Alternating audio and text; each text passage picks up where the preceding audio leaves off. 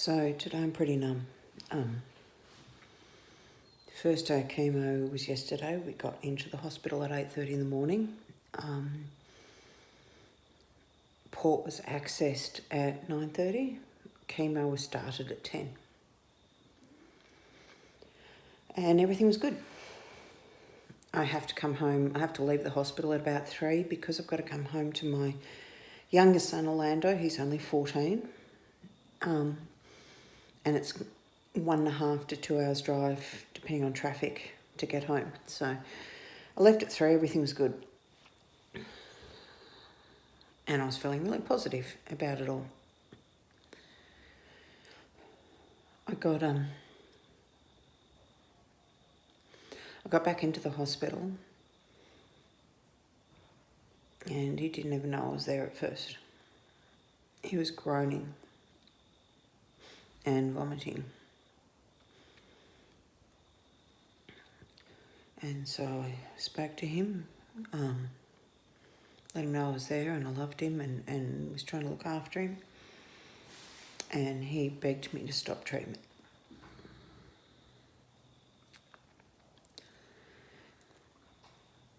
I told him that wasn't an option because if he stops treatment, he's going to die. He's got stage 4 cancer.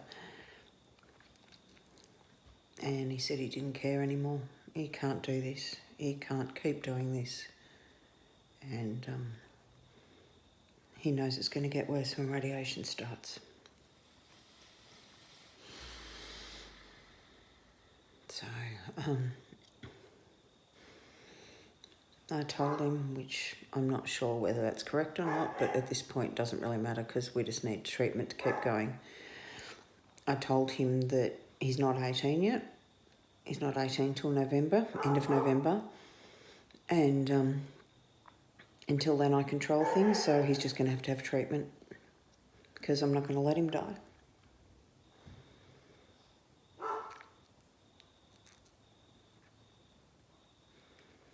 Just one of the things that you didn't think you'd have to tell your kid.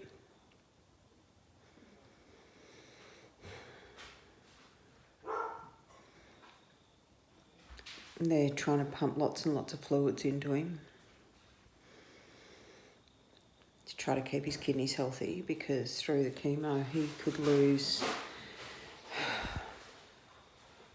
Dogs are playing up. He could lose hearing function and kidney function, so that's totally being monitored quite regularly. So pumping him full of fluids, but because of that, then he needs to pee a lot and doesn't want to pee from bed, and so trying to get a 178 centimetre kid up, only 60 kilos, but 178 centimetre kid up and balance him into the toilet to go in there. And he won't do it while I'm there or anyone else, so I just have to leave him. And so far there's been no falls, so that's good. But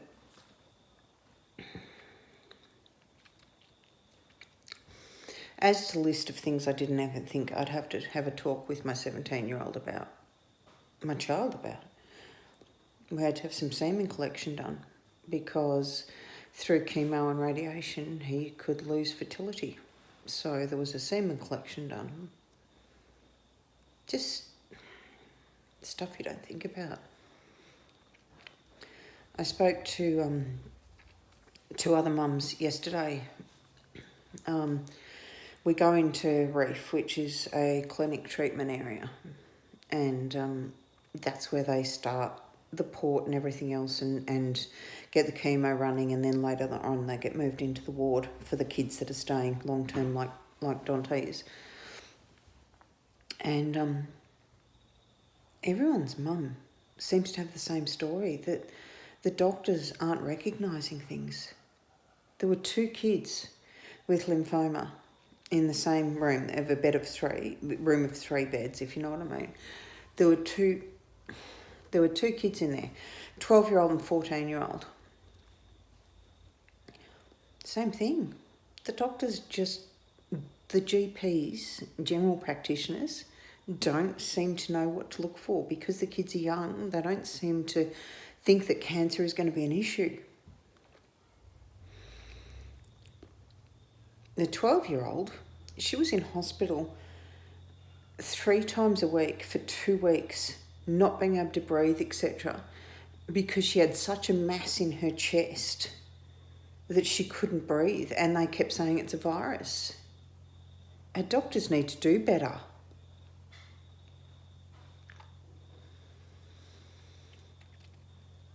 Yeah, like us. Oh, nothing's wrong. It's okay. Couldn't possibly be cancer.